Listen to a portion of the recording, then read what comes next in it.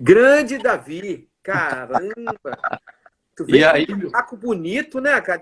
Tu se preparou pra live, né? tá rolando um frio aqui. Tá frio aí não, mano? Tá pouco. Tá frio aí, É. é? Acho que tá vindo um vento lá, sei lá, do mar, sei lá da onde é que tá Ah, vindo. os caras que moram perto do Mar da Galileia ficam vendo as ondas, né? Eu tô aqui, eu vi um monte ali onde Jesus falou alguns negócios. Que bom tá E aí, contigo, Davi? cara. Pô, que honra ter você aqui, cara. Que alegria. Honra pra mim, mano. Você é um cara Cara, muito especial. Me amarro em bater papo contigo. Você é eu de também, verdade. cara. Eu também, cara. Eu fico muito feliz de ter a oportunidade de conversar contigo, porque eu respeito muito seu ministério e eu acho você um dos caras, assim, cabeça diferenciadas no nosso meio, sabe? Então, é muito legal, cara, a gente conversar com pessoas que têm um conteúdo diferenciado e você é um deles, cara. Obrigado pela oportunidade. Amém. Que bom, cara. Uma honra. Tenho visto algumas coisas que você tá fazendo aí nas lives. Bom demais, cara. Vi uma Maneiro, live né? com o Jetro. Cara, gostei O demais. Jé- são 3 capítulos, Davi. Elas são excelentes. Cada uma tem um foco. E é um cara que é uma referência. É uma referência. Assim, eu não sei se você pegou no tempo da sua adolescência, eu peguei no tempo da minha adolescência e vi toda a luta dele de querer ser uma referência como músico e em relação ao nosso meio, a uma pseudo-projeção profissional. E ele alcançou até chegar a ser o pianista e arranjador, coordenador musical da Whitney Houston, né? Uhum. Além disso, foi professor na Berklee College, que é muito prestigiada no nosso meio musical, né? Sim, Então, sim. ele é um cara que tem uma riqueza muito grande, foi muito bacana, bicho. Foi muito legal. Eu gostei pra Muito caramba. legal. Além dele ser um cara com conteúdo bem relevante acerca do evangelho, ele é um músico muito relevante no cenário musical. É, Então, muito quando eu legal. vi aí a entrevista, bati continência. Falei, e aí é só É, comandante de é. várias estrelas, patente altíssima, Patente alta, bigode grosso. bigode grosso. Bigode grosso, é. Davizão, eu queria começar contigo com uma coisa que me alegra muito em ver as suas imagens refletindo o seu ministério, que é a coisa do envolvimento com os seus filhos, cara. Eu acho aquilo ali de uma representatividade gigante. Eu sei que você tem noção, mas tu tem a verdadeira noção do quanto aquilo significa? Porque a gente é de uma geração que muitos pastores perderam seus filhos, né? É, A gente é de uma geração que muitos líderes, nós não vemos a sequência dos seus ministérios. Eu não estou falando, você vai me entender bem, eu não estou falando de impérios, não. Eu não estou falando de hereditariedade. Eu estou falando de discipulado, né?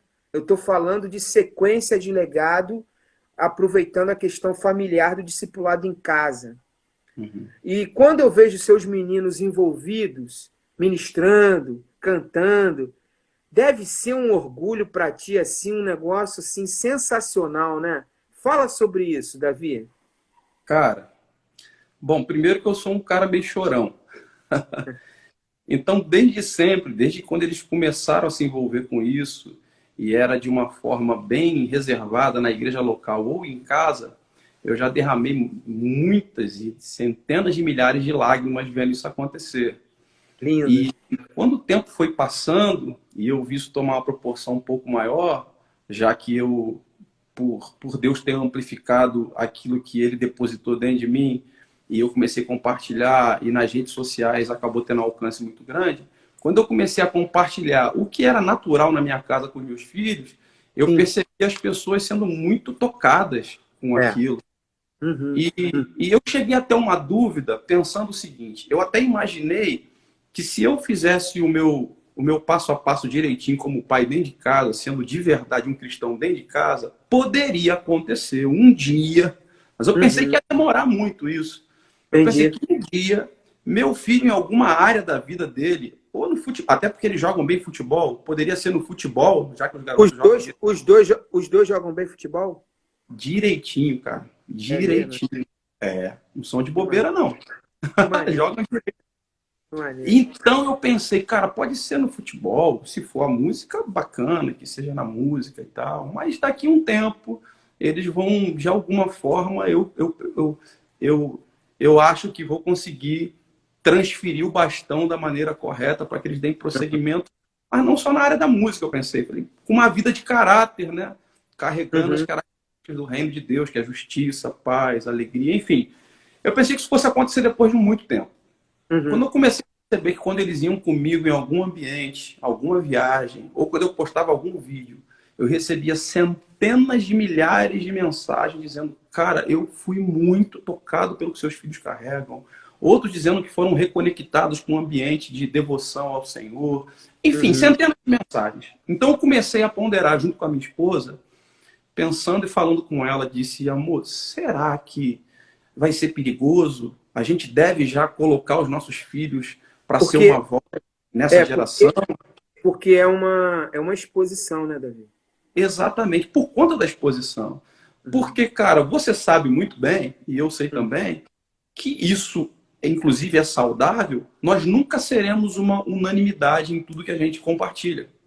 Então, uhum. tem coisa que eu componho e compartilho nas redes que tem gente que dá o like, mas tem gente que dá dislike e não se contenta de dar só o dislike. Fala muita maldade pra gente ali nos comentários, né? O Vai, que a gente fala. prega, o que a gente compartilha. E a maturidade dos cabelinhos, tá vendo a barba ficando branca, os cabelos. Branca, é. A maturidade da idade chegando faz a gente matar no peito e falar, cara, tranquilo, não tem como ser uma unanimidade. Mas É, criança, colocando a cara a tapa, é. recebendo depois críticas, pode causar algum transtorno dentro das emoções da criança. Então eu fiquei tentando segurar o máximo, tentei segurar, falei, não, só mais para frente.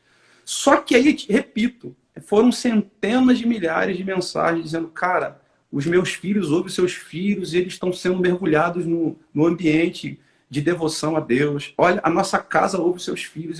Aí eu Coisa pensei, ah, ali.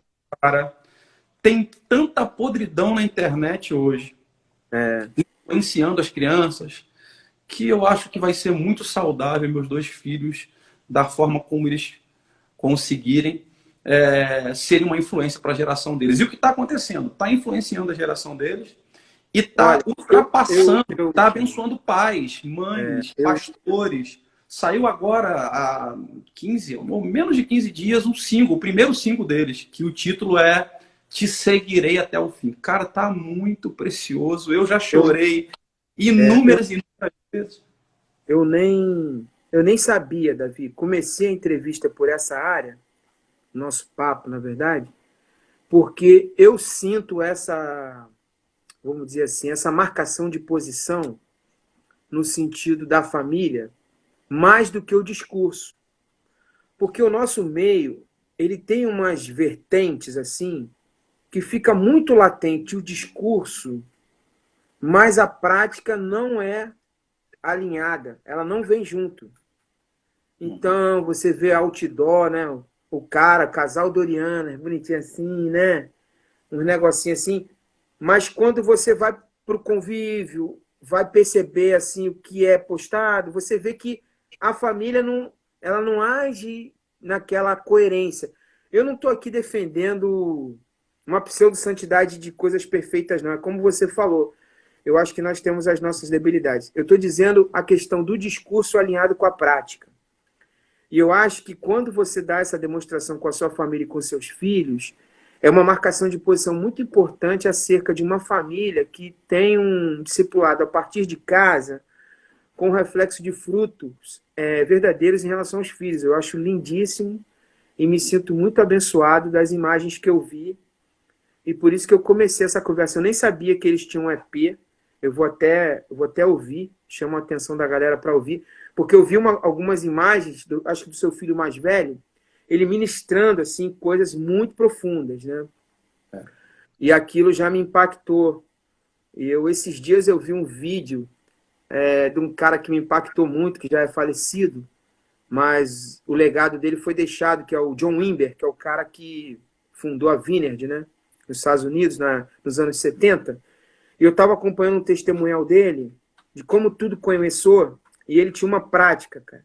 Ele fazia viagens missionárias e ele levava crianças e adolescentes, cara, junto com os missionários. Crianças de 11 a 14 anos, era o máximo, era 14. E chegava no lugar, quem começava os trabalhos eram as crianças, porque as crianças, elas com a ingenuidade e a pureza delas, elas determinavam um caminho de veracidade ao que ia acontecer. Impressionante. E aquilo me impactou esses dias, sabe? E aí eu estava olhando as coisas tuas e vi. E lembrei da gente comentar sobre isso. Mas parabéns, que Deus abençoe. Acho incrível, sensacional e que Deus abençoe, guarde e proteja e avance, sim. Legal. O Fábio Brau já mandou John Wimber. Gosto tanto que é o nome do meu gato. Ah, legal, O John Fábio Wimber. aí, ó.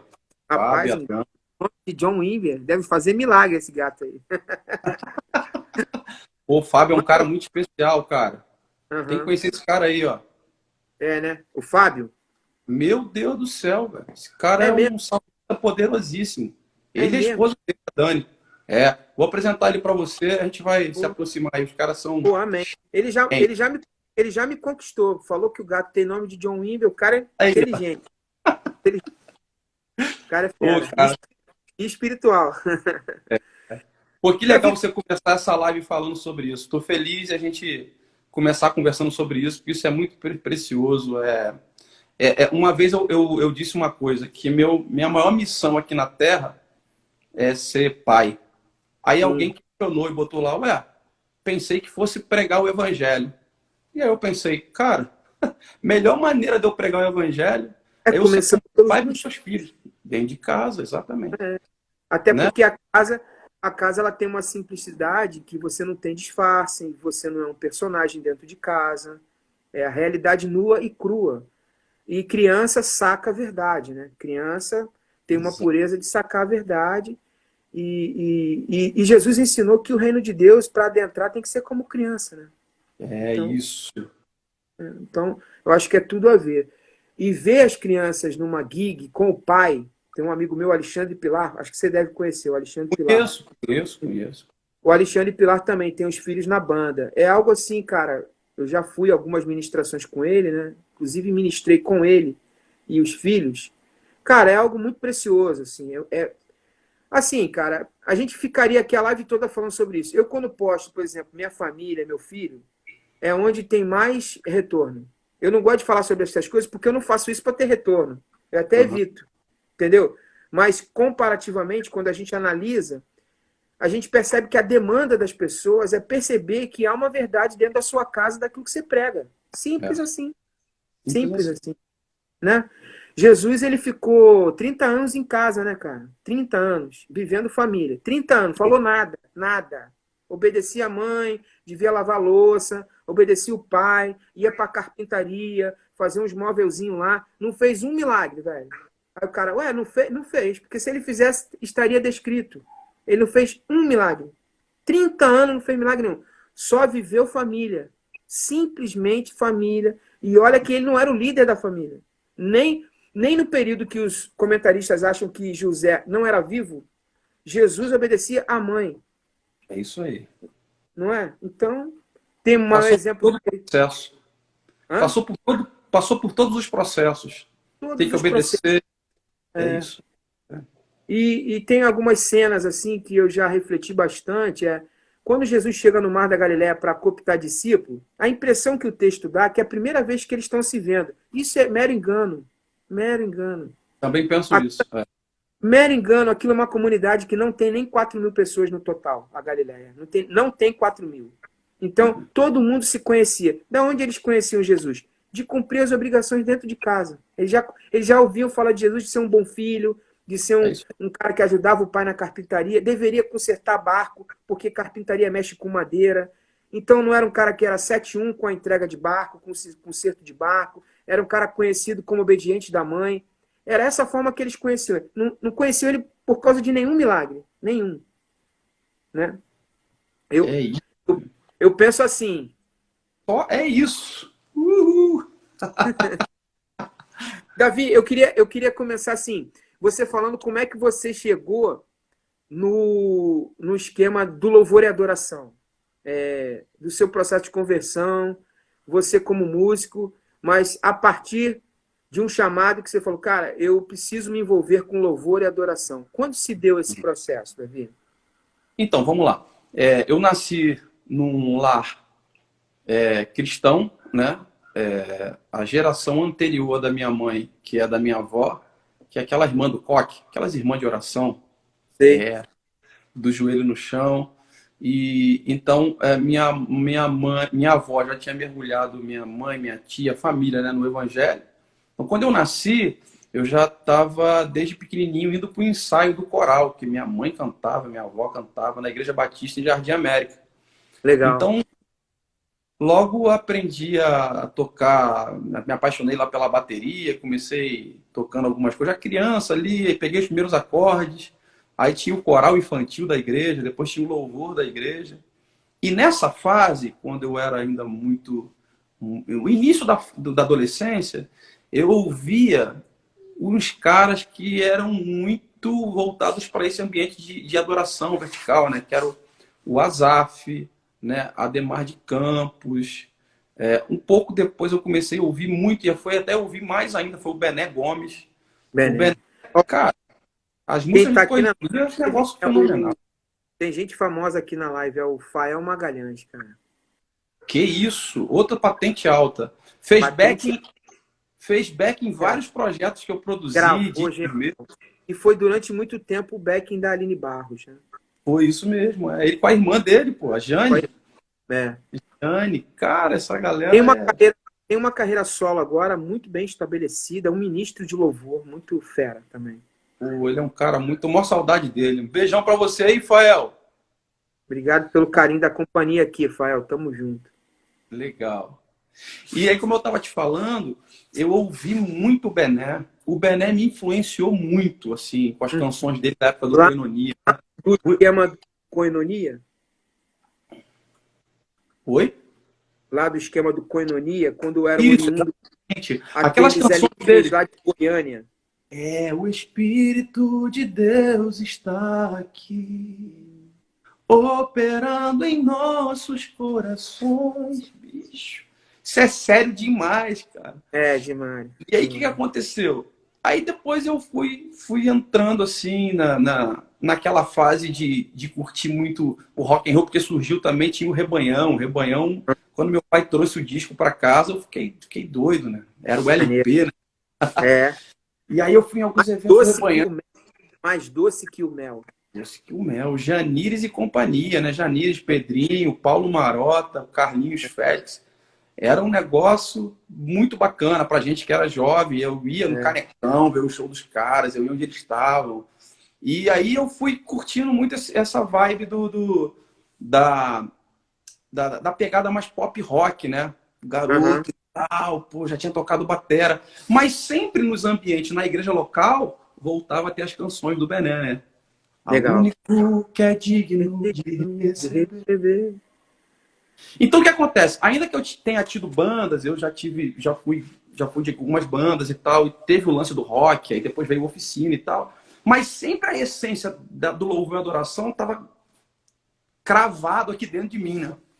Aí você começa um desenvolvimento musical nessa área, mas aí pela sua postura, deve ter algum momento que eu não sei a palavra que eu vou usar. Eu falo uma coisa, aí os caras me corrigem. Eu sou um aprendiz aqui, né? Aí você me corrige se eu usar uma palavra que não se encaixa. Em algum momento houve um rompimento com a música chamada gospel para sair de um lugar de holofote e se concentrar num lugar de, como você mencionou, de uma musicalidade mais vertical. Em algum momento houve um rompimento. Teve sim.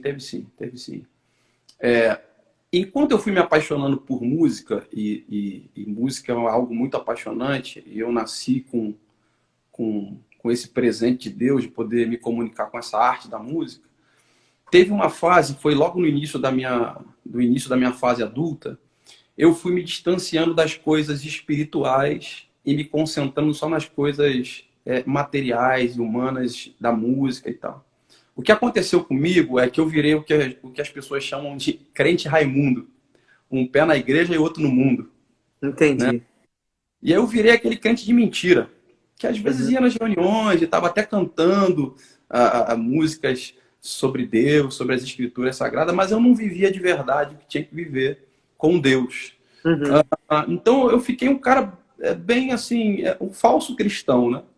E o Entendi. coração foi se esfriando totalmente, e isso, consequentemente, traz vida de pecado e tal. Enfim. Mas quando chegou ali em 2003, esse foi o ano, tinha algo muito forte acontecendo na nação brasileira, que já vinha do final dos anos 90, mas passou pelo início dos anos 2000 também, que o que, pelo menos no Rio de Janeiro, não sei em outros lugares, as pessoas chamaram de movimento da adoração extravagante. É, Né? eu chamo de movimento de adoração, porque até a palavra era pouco usada. É, É, é a mas galera, era porque ele era ele é meio diferente do movimento de adoração do Bené, do Koinonia, do Azaf, do Ademar. é diferente, Era diferente. Por isso é que disseram diferente. que era extravagante. Tinha uma extravagância de dizer É. que era apaixonado por Deus. Eu acho que lá atrás era usado mais o termo louvor e adoração. Isso, Quando perfeito. essa galera chegou, é mais o termo adoração e começam essas palavras aí que você mencionou. Você diria que é capitaneado pela galera de Belo Horizonte? David Keelan, Antônio Então, Cirilo, é isso que eu ia te falar agora. Nessa fase, esse pessoal, Cirilo, Quilan, o Casa de Davi, né, que tinha o Casa de Davi Davi, Silva, o que veio Maiti, um pouquinho depois. pouca Pouca, coisa, é, mas eles andavam juntos. Ainda que eram sim, de Londrina, andavam junto com o pessoal de BH, né, que era o Cirilo e o Quilan. E é nesse porque, momento, 2003, porque, na verdade, eu tenho mergulhado muito nesse histórico e o David ele começa no final dos anos 90.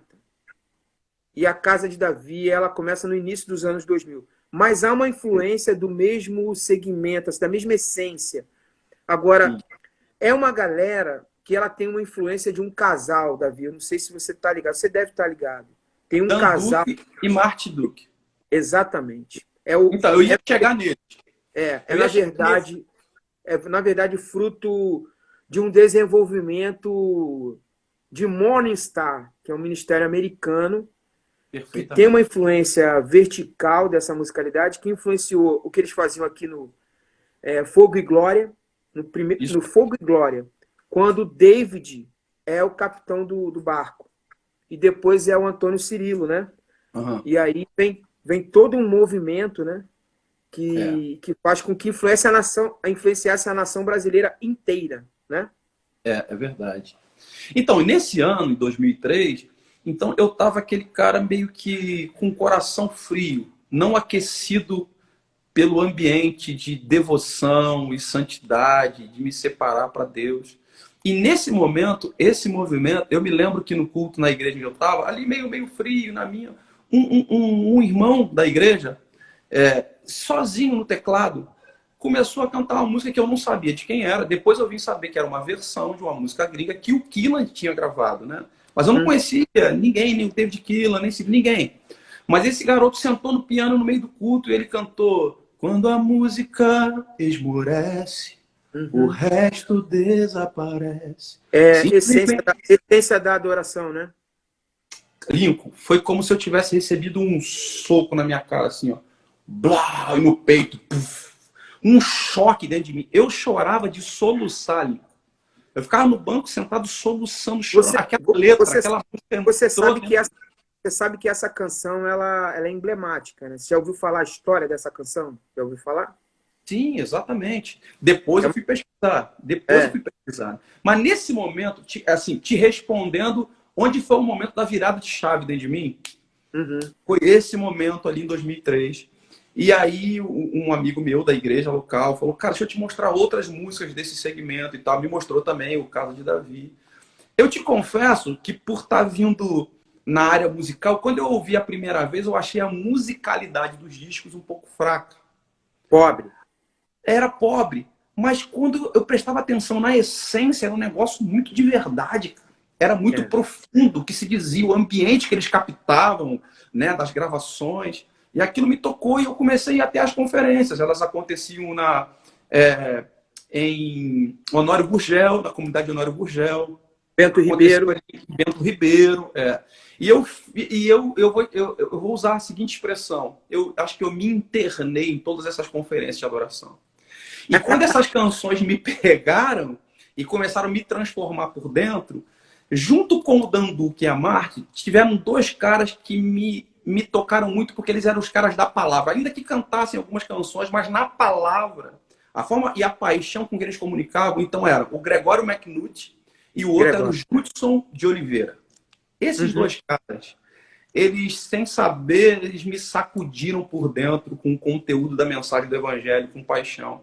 E o que eu fiz, eu fui para Mateus 6,6. Fui encarnar Mateus 6,6. Entra no teu quarto, fecha a tua porta, busca o teu pai que está em secreto, e aquele que está secreto te ouvirá. Eu fui pro meu quarto, cara. Aí aconteceu o que você citou aí. Eu me desconectei de todo aquele desejo de, não, eu quero gravar minhas músicas, mostrar minha cara, mostrar a minha arte através, ainda que seja com a mensagem do Evangelho, mas eu tenho que mostrar, gravar, assinar com gravadora. Já tinha até passado por gravadora, mas aquele lance eu comecei a não querer. Eu queria ficar no meu quarto, trancado, chorando diante de Deus, me arrependendo. E foi um momento muito bom, porque gerou em mim convicção e fundamentos que me levaram a viver como família, né? Casei, aí tive os meus filhos e isso me mergulhou em Deus de uma maneira muito preciosa. Obviamente, vai passando o tempo, a gente tem que encontrar o equilíbrio. Sim. Não pode ser só o profeta da caverna trancado no quarto. Se Deus te deu uma voz. Até porque é um outro assunto, a gente vai falar de outras coisas, mas parece, não estou afirmando, parece que aquela onda passou. Parece. Sim. Se você for ver o David, adorador sem face, essa lança assim que você fala? Não, tipo assim, por exemplo, a Casa de Davi não existe mais, era um movimento importantíssimo nesse movimento. As conferências do David hoje não representam mais a relevância que tiveram. Então, parece que o Espírito, de alguma forma, ele está conduzindo a nação, ou está um vento diferente. É um outro assunto esse, mas o que eu quero dizer é que buscar o equilíbrio para ti é algo fundamental para a perenidade do teu ministério, porque aquele movimento ele teve algumas características, mas é importante a gente ter sabedoria de pegar e ter o equilíbrio para aquilo que a gente vai caminhar, né? Sim, sim. Verdade, verdade. Mas eu queria que você abordasse a fundamentação do que isso te construiu ministerialmente. Assim, eu sei que você atrela muito teu ministério à cultura do céu, né? Eu gosto também que a galera usa muito aí, eu fui ver hoje, cara, cultura do reino, tem um montão, muito maneiro. Eu adoro os assuntos reino de Deus, eu sei que você gosta também. Mas me fala quais são assim, os fundamentos que foram importantes nesse período de construção ministerial teu, tanto musical como da palavra, que eu sei que também você é muito fera na palavra, nas conferências. O que fundamentou para ti essa cultura do céu, essa cultura do reino? Ela é fundamentada em quais pilares para ti? Legal. Bacana você tocar nesse assunto, porque tem a ver com o início da nossa conversa. Cultura tem a ver, a palavra cultura tem a ver com cultivo, né? Uma cultura, ela nasce da seguinte forma, tem etapas para até se chegar a se estabelecer uma cultura. Primeiro você vai cultivando o hábito, tem a ver com isso, então você cultiva um hábito, insiste em cultivar o hábito. Depois que você cultiva esse hábito, com o tempo ele se transforma em um costume de uma localidade, de uma região, de um povo. Até que então, com o tempo, ele vira uma cultura de um lugar, de um povo, de uma localidade, que afeta todas as áreas. A vestimenta, a comida, né? Enfim. E quando penso sobre esse nome, cultura, e sobre o que representa, o meu desejo era que aquilo que está escrito no livro de Mateus, onde Deus diz que ele quer manifestar aqui na terra como é no céu, é a oração de Jesus, né? O meu desejo de comunicar isso nas canções, e inclusive é o nome da nossa igreja, a igreja que eu estou pastoreando, junto com a minha esposa e outros irmãos, a Igreja Cultura do Céu, e esse movimento com esse entendimento, é que de verdade o que a gente viva seja um cultivo de bons hábitos que vão além do discurso, que foi o início da nossa conversa. Foi. Entendeu? É. Que na nossa música, o que a gente canta, seja o que a gente viva de verdade. Que o que a gente prega nos nossos discursos seja de verdade o que a gente cultiva diariamente com a nossa família. O Igor Ramos deve estar perguntando, o Davi está respondendo. O Davi está falando de você. O Davi é fundador da Igreja Cultura do Céu? É uma pergunta. Você pode responder? Sim, sou um dos fundadores, né, da Igreja Cultura do Céu. Estamos pastoreando lá e nos reunimos no Rio de Janeiro, na Barra da Tijuca. É uma igreja recente, nós estamos nos reunindo há pouco tempo. Estamos dando aí os nossos primeiros passos com a nossa família espiritual. Mas como eu estava te falando, então nosso desejo é que esse pensamento, e por isso falar sobre uma cultura do céu, seja essa a nossa verdade. O que falamos é o que de fato nós vivemos. Então nós cultivamos esse hábito, insistimos nele para que ele se transforme em um costume do que é o reino de Deus, o reino dos céus, justiça, paz e alegria. Então a gente quer cultivar, insistir em cultivar, viver com os filhos, com a família, no nosso cotidiano, na padaria comprando pão, passando pelo trânsito, se relacionando com as pessoas, cultivando bons hábitos até que ele se transforme em uma cultura do céu aqui para essa terra. Maneiro. Agora, nessa linha de fundamentação, assim, de trazer essa cultura para uma vida prática, cotidiana, me fala um pouco da sua veia como compositor, né, Davi? Até um menino falou que o Davi trazia composições para o Primeira Essência. Você tem um histórico assim de grandes composições até na voz, né, de outros ministros, de outros cantores e tal. Me fala dessa veia que vem lá de trás e tal, até a atualidade com essa fundamentação, com esses pilares, a tua maneira de compor e o que você tem feito assim como prática em relação a essas composições. Legal. Nesse período em que eu fui da banda Primeira Essência, a gente era dessa gravadora, da MK, isso em 1997. Tu era daquela formação com o Vaguinho? Era o Vaguinho na batera, Rogério de Castro no contrabaixo, só patente alta, músico... Só patente alta. Só músico fera, mano. Seríssimo, Wagner Carvalho na batera, Rogério de Castro no contrabaixo, Marcelo Magrão na guitarra, o teclado era com Derek, Wagner Derek. Derek, meu Deus! Hoje ele é produtor musical, feríssimo. Cara, violento, Rogério, galera fera. O mais fraquinho era eu, tentando cantar alguma coisa. Então, nesse período, a gente estava em contato com outros cantores e ministros ali da gravadora e tal. Então, como na banda eu compunha junto com o pessoal, o Wagner Carvalho era produtor de outros discos, né? De outros cantores da gravadora.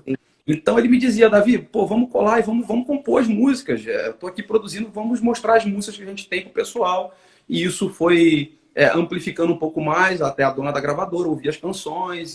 E aí outros cantores foram ouvindo as composições e foram pedindo músicas. E como isso ia fluindo de mim, sempre fiz isso desde novinho, compondo, eu fui mandando as músicas. Então, a Aline Barros gravou música minha, a Fernanda Brum, a Estela, o Novo Som, depois, posteriormente, Davi Sassi, trazendo a Arca, e foi todo mundo gravando canções minhas nesse período onde eu estava... qual é a palavra que se usa? Eu tava fazendo isso com mais frequência. Era mais frequente eu compor canções e compartilhar com esses irmãos que gravaram. Depois eu comecei a focar nas coisas, por causa dessa transição que aconteceu comigo em 2003, Exato. Eu comecei a focar em coisas que eu mesmo queria falar e cantar na minha voz e comecei a eu mesmo gravar minhas composições. É uma coisa, tem duas vertentes, assim, só você pode gravar ou você acha que elas não teriam espaço para aquilo que está sendo gravado? Hoje em dia, elas têm espaço, tanto que vários estão me pedindo para até regravar as canções que eu gravei nos meus CDs. Mas naquela época, quando eu comecei a escrever, quando houve uma transição dentro de mim E eu comecei Ó, a escrever. Maurício Soares falou assim: caneta boa, respeito máximo. Maurício, um Mau- abração para tu, cara. Quanto tempo não vejo Maurício? Esse aí é faixa pretíssima do Faixa meio. preta, caneta 10 com a faixa de capitão, né? Ele é faixa preta, terceiro Dan. Sabe Terceiro Dan, tudo de música e do mercado. Esse sabe muito. sabe tudo. Respeito máximo a ele também. Caneta de Veríssimo. ouro, Maurício, caneta de ouro é o Davi, né, cara? Caneta de ouro. Eu acho, o Lincoln, que teve uma fase que aquilo que eu estava escrevendo nessa minha transição, eu acho que não era o que as gravadoras e o pessoal queria gravar. Pode ter acontecido isso. Mas Assim, na verdade, quando você compõe, Davi, você como compositor tem autoridade máxima, não tem moral para o Davi mandar músicas, mas o cara é fera, tá botando pilha. Quando o cara compõe, tem a ver até com essa posição do Maurício. Quando o cara compõe, Davi, você pode direcionar sua mente, seu espírito, sua alma para compor por temáticas ou compor aquilo que o vento está te levando. Eu não queria colocar o vento porque eu vou estar espiritualizando, ou melhor, aquilo que você tem pensado mais a respeito. Você pode direcionar. Ou você pode ser demandado. Poxa, Davi, eu queria falar sobre o filho pródigo, por exemplo, um tema. Você trabalhava nesses dois sentidos, nunca trabalhou ou passou a não trabalhar? já fiz isso e passei a não trabalhar nesse sentido. Entendi. Eu acho que toda vez que a gente coloca a nossa cara na internet e tem um bate-papo franco como esse que eu estou tendo com você, é uma excelente oportunidade para a gente abrir o nosso coração, porque pode ser que alguém seja tocado com algum pensamento da forma da gente pensar, ou pode ser que alguém ouça e fale, piração, esses caras estão pirando. Então eu vou abrir o meu coração para você e dizer Uhum. o que foi que aconteceu dentro de mim. Em todo esse ambiente de transição espiritual que aconteceu dentro de mim, eu me peguei, e isso é muito particular, eu não posso dizer que isso é errado, quem faz é errado. Eu me peguei tentando pegar a minha arte de compor e Maurício fez um texto. Desculpa te interromper. Guarda aí. Peguei a minha arte de compor. Guarda isso aí. O Maurício escreveu assim: a real é que as gravadoras sérias interferem muito pouco em repertório. 95% das músicas são definidas pelos artistas. Mas é o que sempre falamos. Há uma preguiça na montagem de repertórios. O que o Maurício está colocando é que dentro desse teu raciocínio, as demandas que poderiam vir para você como compositor, ele está se isentando como gravador e até de produtores. Ele está colocando essa carga maior no próprio ministro, artista, levita, cantor. É uma posição do Maurício, ok. Mas a Não, mas nossa ele tem pergunta razão, é porque ultimamente isso começou a acontecer. As gravadoras passaram a não interferir tanto. Antigamente interferiam mais, pelo menos com quem eu me relacionava. sim. Interferiam mais Não, antigamente. Concorda? e tem também a intervenção do produtor. Hoje, até a função do produtor está um pouco diminuída, na minha opinião. Porque a produção é tão independente que o cara chega com o repertório pronto, chega na gravadora com o CD, com as coisas prontas, com o EP É pronto. verdade. Caminha tudo muito independente, né? É verdade. Está sendo assim hoje em dia, né? Você já chega com um É, trabalho pronto, decidiu é. o teu repertório, a gravadora tem, ela é a plataforma que vai Uhum, impulsionar isso para mais pessoas, né? perfeito, é. Esse assunto que eu estou te falando, que aconteceu comigo, acontecia há muito tempo atrás. Isso Uhum, eu tô falando lá de 98, 99, 2000. uhum, A gente está é. ficando velho, é É, um tempo lá atrás, 20 anos atrás, né, bicho? 20 anos atrás. Hoje é diferente. Hoje É. eu sei que é diferente, é verdade. Mas Mas aí você naquela está época, falando o teu talento, aquilo que você tem como dom, você estava interferindo nele.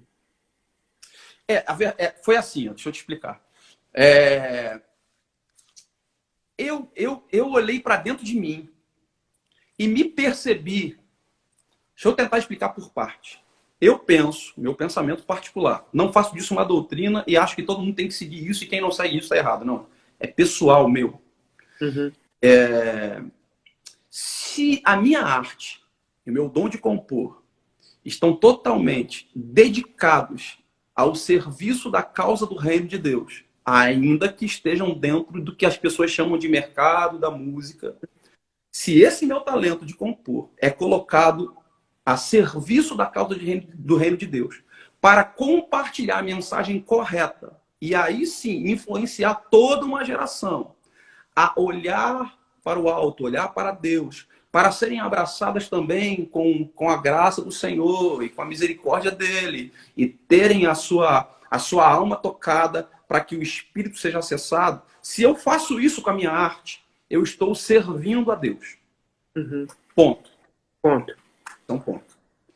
Agora, quando eu pego a minha arte e eu começo por causa de uma demanda, Uhum. a compor só pensando, bom, eu quero que essa música entre no disco de fulano de tal, porque esse vende mais e vai me dar mais retorno financeiro dos direitos autorais. Existe direito Uhum. autoral, para quem está nos ouvindo não sabe, existe a lei do direito autoral. E quando a É. gente compõe as músicas, a gente é abençoado financeiramente também com isso. É um trabalho normal, não há nenhum problema nisso. No Sim. meu caso particular, quando eu comecei a me perceber compondo, pensando na demanda e dizendo, não, eu quero que entre no disco de fulano de tal, porque esse vende muito mais. Eu me achei, a mim, não servindo mais a Deus, e sim pensando no dinheiro. Então eu achei que eu estava servindo a Mamon.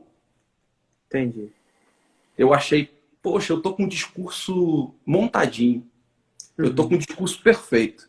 Eu sirvo a minha geração com as canções e eu sou abençoado financeiramente, vai entrar um dinheiro bacana na minha conta e aí eu, aleluia, glória a Deus, eu tô abençoado. Eu achei que eu estava traindo o dom que Deus me deu. Entendi. Então, por causa disso, Usurpando. por causa disso, eu tomei uma atitude minha, particular, pessoal minha, e que me fez muito bem, e que depois conseguiu encontrar um equilíbrio dentro de mim. Mas naquele momento eu precisava ser radical comigo mesmo. Eu pensei, cara, para, eu não quero mais entrar nessa de mandar música pro mercado.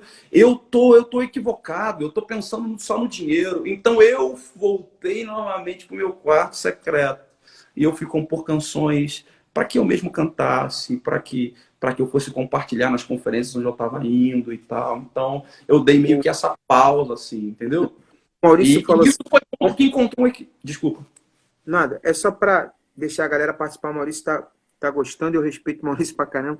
Ele tá falando assim, compositores criando em série. A gente percebe hoje alguns criadores em série, né, que, de certa forma, empobrecem a cena, né? Tem a ver com o que você está falando, né? O Josué, letreiro, não sei se ele é um letreiro de música, hoje suas letras são gatilhos que disparam para um tempo novo e profético na massa, na nação, principalmente no Rio de Janeiro. Tá elogiando, maneiro. Grande Davi. Assim, Davi. Isso aí que o Maurício está falando, cara, pô, cara, isso é que bom. Ele é um cara muito maduro, né, velho? Ele Muito, sabe, ele é desse mesmo. Ele sabe quando a galera fica compondo em série, quando é que ela busca. Você sabe qual é o agora, problema? agora Você tem um. botar o teu talento a serviço Uhum, da causa do reino de Deus e essas canções irem para as gravadoras, não há problema nisso. O problema é você ser um autor que fica desesperado tentando compor o novo hit single do mas momento. Se você ficar atrás sim, de compor o novo hit single do momento, você aham, vai acabar fazendo com que a tua arte fique pobre. Agora, entendi. quando você, obviamente, tem um talento, tem a arte, mas você busca dentro de você a verdade para compartilhar a sua arte, pode até ser que ela não vire o hit single do momento, mas ela vai acabar sendo uma canção eterna. Ela Uhum, pode não tocar nos grandes eventos, mas ela vai tocar vidas e vai transformar pessoas. legal. Esse é o caminho para compartilhar nossa arte. Agora, tem um detalhe importante que eu queria que você comentasse, que é o seguinte. Eu tive uma conversa muito legal, talvez seja a entrevista minha mais famosa. Ela tem 300 mil views no YouTube com o Leonardo Gonçalves. E nessa entrevista, eu perguntei a ele quais seriam duas bases, dois pilares da do que aconteceu na sua vida, musicalmente, ministerialmente, que desenvolveu uma relevância na nossa cena, da nossa música. E ele colocou assim, 2 pilares. Unção no sentido do dom, do talento, disso que você está falando. E colocou no outro pilar, assim, a sustentabilidade. Então, eu queria que você falasse, porque às vezes isso gera uma crise, porque o cara, ele precisa ter perenidade na vida ministerial dele. E às vezes essa busca é uma certa ilusão, mas ela é legítima do cara pagar as contas. E às vezes é muito romântico um discurso que, tipo assim, pô, não, esquece esse lado e vem só para esse lado que ele vai te sustentar. Mas eu sei que você deve ter vivido crises e dificuldades em função disso, e eu queria que você desse uma palhinha nisso, porque o teu talento ele pode também subsistir, não existir mais, se ele não tiver sustento. Você vai ser mecânico, vai pilotar ônibus, vai pilotar aplicativo e não vai compor mais. Porque dependendo, você é massacrado por uma pressão da vida cotidiana, das demandas. Então, eu queria que você falasse sobre isso. Sim, a minha provisão financeira, ela está ligada à minha missão. A minha provisão financeira está ligada à minha missão de vida aqui na Terra. Quando eu exerço a minha missão com verdade, com devoção, inevitavelmente o que eu faço vai ser tão poderoso, tão forte, que vai acessar o coração das pessoas com tanta força, que o formato que inclusive é hoje, com mídias sociais, isso vai dar uma proporção muito grande, isso acontece naturalmente. Quando a gente fica perseguindo isso, cara, eu preciso ganhar um dinheiro com isso, eu preciso fazer. É o assunto que a gente falou um pouquinho antes. Você acaba não dando espaço para que aquilo que ainda ia nascer e que ia ser muito mais forte nascesse. Porque você está mais preocupado em fazer com que dê certo logo para você ter o retorno do dinheiro. Quando você faz por fazer... Quer ver? Ó, a gente está falando sobre música cristã. A gente está falando sobre a mensagem do evangelho. Né? Agora, vamos só dar uma saidinha aqui e ali no que o pessoal chama de música secular, mas bem rápido, a gente já volta. Ok, é perfeito. Vamos lá. Teve um cara da nossa época, lá da nossa adolescência, chamado Renato Russo, do Legião Urbana. Sim. Ele compôs canções que, na época, as gravadoras não queriam. Música de 9, 10 minutos. Tinha que ser música de 3, 4 minutos para tocar, para ser o hit na rádio e pronto. Ele veio com Faroeste Caboclo, aquelas músicas dele, que eram gigantescas. Mas o cara não estava nem aí. Ele queria falar e botar para fora as verdades dele com a arte dele. O que aconteceu? Se tornou uma coisa forte. Então vamos voltar. As músicas dele diferentes e marcaram uma geração. Exatamente. Então a verdade é, quando você descobriu a sua missão de vida aqui na Terra, e estamos falando de música, então no nosso caso, vamos lá, na música e no meu caso de compor, descobri a minha missão. Então eu vou olhar para dentro de mim, vou descobrir as verdades dentro de mim, vou descobrir aquilo que eu preciso compartilhar, daquilo que eu estou lendo, do que eu estou vivendo de verdade, do que realmente gerou verdade dentro de mim. Eu boto para fora. Quando eu boto para fora, sem me preocupar se vai tocar, se vai vender para caramba, isso de alguma forma vai dar uma proporção muito grande na mensagem. E inevitavelmente vai ter um retorno. Pensa, fico muito preocupado com pessoas que ficam tentando gerar conteúdos só por gerar conteúdo, porque precisam arrecadar. Agora, não há nenhum problema em você mostrar, e pode mostrar e divulgar para tudo que é lugar, aquilo que você vive de verdade. Não fazer só para mostrar, mas mostrar aquilo que se faz. Mostrar aquilo que se faz não tem problema. Um dia eu bati um papo com você, há uma semana atrás, e você me deu um toque muito bacana, cara, que foi de amigo, de irmão. Falou, Davi, você é um cara que é uma voz, você tem uma verdade. O que você precisa é, cara, fala. Aparece, fala. Então, esse é o caminho. Vive de verdade? Então, meu irmão, pode botar a cara, pode gravar, pode botar na gravadora, assina com a cara. Você vive de verdade o que você vive? É verdade o que você carrega? Então vai lá, pode até assinar com a gravadora, se for o caso. Se tem a direção de não ir para as gravadoras, já que hoje tem tanta facilidade com os meios, né? YouTube, não vai. Mas se essa gravadora vai te ajudar e vai impulsionar, mas se é a tua verdade, pode ir. Perfeito, perfeito. É isso que eu penso. Porque o que a gente conversava, assim, é porque tem a ver com verdade, né? Você pode reparar que a sociedade, Davi, ela está, estou falando geral, igual você falou, você usou termo secular. A sociedade, a vida humana, ela está sedenta por verdade. Essa palavra verdade ganhou até eleição no Brasil. Você pega qualquer filme hollywoodiano de maior sucesso, ele fala assim, esse filme conta uma história real. Por quê? Porque as pessoas, elas querem ver verdade. Ninguém aguenta. Tu vê que Jesus, a única coisa que ele não suportava bandido, marginal, prostituta, mas o que ele não suportava era mentira, era hipocrisia, era o negócio que o marketing às vezes manda muito essa onda, né? Que é uma onda meio fantoche, meio disfarçada, meio interpretativa. O reino não tem espaço. Agora, a verdade é algo que está assim, a sociedade está clamando por verdade, sedenta por verdade. Eu concordo contigo, concordo. Então, eu falo nesse sentido. Se é verdade, se é de verdade, cara, bota para fora. Porque existe uma sede humana por isso, né? Autenticidade. Seja autêntico. Esse é o...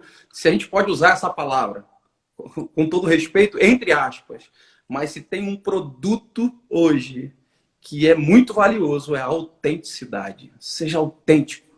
Fale a verdade, cante a sua verdade, não seja um fake. Né? Sim, Se você for de verdade, mano, o negócio anda. E, inclusive, até o retorno financeiro virá. Porque amém. A nossa provisão está ligada à nossa missão. Amém. Agora, Davi, tu vê que o papo flui já quase 1 hora já, falta acho que uns 6 minutos só. E a gente vai fazer mais umas 5, 10 lives aí, você. Fechado. É muito assunto. É muito assunto. Não, para mim tá fechado. A gente combina, passa um tempinho, a gente combina. Semana que vem a outra, a gente tá fechado? Por mim. Legal, embora. Eu queria um olhar seu sobre o momento que a igreja está vivendo em relação a louvor e adoração. Rapaz, são lives aqui tão... Às vezes, para mim, é difícil, Davi. Parece fácil, mas não é não. Eu pego uns caras aqui, os caras são violentos, cara. Os caras me massacram. Contigo é tranquilo. Quando eu falei isso, o mundo falou assim para mim, mas qual igreja? A igreja não tem uma voz. Claro que a igreja tem uma voz. Ah, mas fulano é voz da igreja? Eu falei, não, na igreja de fulano não tem nem música.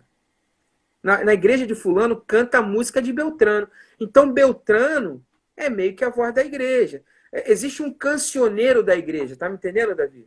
Existe um cancioneiro. Existe hoje vamos dizer assim, o que a gente chamava na nossa época de adolescente de inário, cantor cristão. Existe hoje um inário, um cantor cristão do que a igreja está cantando, ok? Existe. Pelo menos a maioria. Ela está cantando.